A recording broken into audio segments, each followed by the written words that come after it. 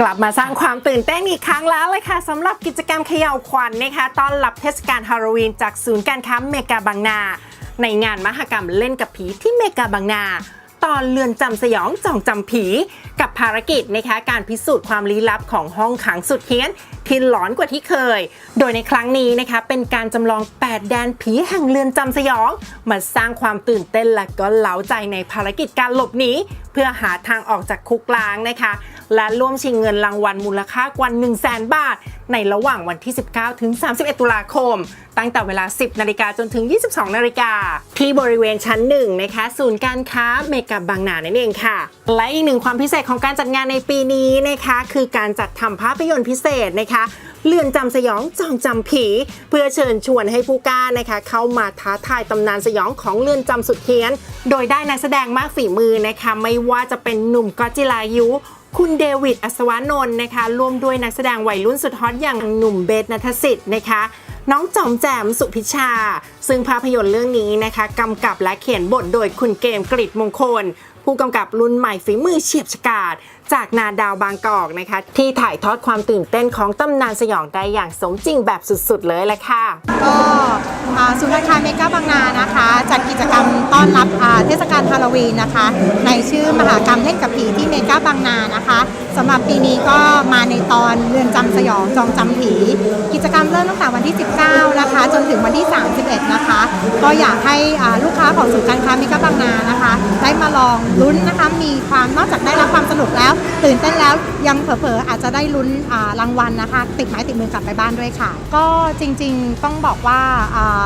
ผีไทยมันเป็นอะไรที่คนไทยเข้าใจได้ง่ายนะคะเราก็มานั่งนึกว่าแล้วผีไทยแบบไหนดีเราก็จนคุยกับทางออร์แกไนเซอร์แล้วก็คุยว่าถ้างั้นเรามาลองเล่นเอาธีมเรือนจำกันดูนะคะสำหรับธีมเรือนจำมันก็ทำให้เราได้มีโอกาสสร้างเป็นหลายเขาเรียกว่าหลายๆตอนมีทั้งหมด8แดนนะคะแต่ละแดนก็มีความสนุกนะคะมีความน่ากลัวแตกต่างกันไป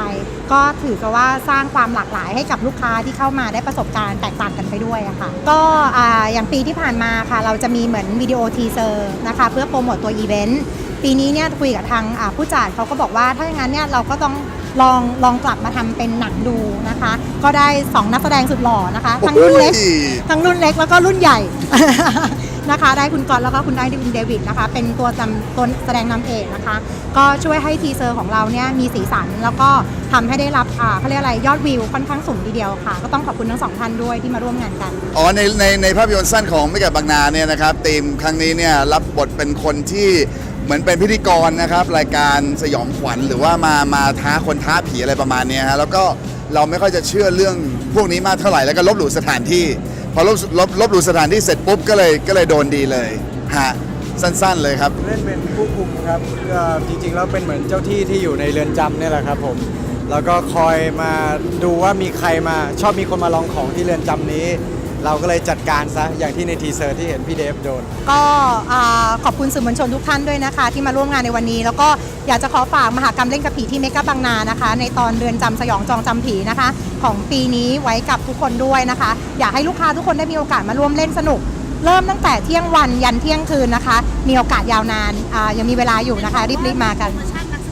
ใช่สำหรับน้องๆนักศึกษานะคะแค่โชว์บัตรนะคะลดทันทีราคา100 บาทก็ซื้อบัตรในราคา150 บาทจากราคาเต็ม250 บาทเท่านั้นเองค่ะสำหรับงานมหกรรมเล่นกับผีที่เมกาบางนาตอนเรือนจำสยองจองจำผีขอสงวนสิทธิ์นะคะสำหรับผู้ที่มีอายุ13 ปีขึ้นไปโดยบัตรนะคะจะมีราคาอยู่ที่ใบละ250สามารถซื้อบัตรเข้าร่วมงานนะคะได้ที่บริเวณงานพร้อมรับส่วนลดพิเศษเมื่อช็อปครบตามเงื่อนไขหรือคุณผู้ชมนะคะสามารถสอบถามรายละเอียดและก็ข้อมูลเพิ่มเติมได้ที่เว็บไซต์ mega-bangna.com นั่นเองค่ะนี่คุณจำไม่ได้ฮะไม่มีใครเข้ามาในคุกนี้แล้วหนีไปได้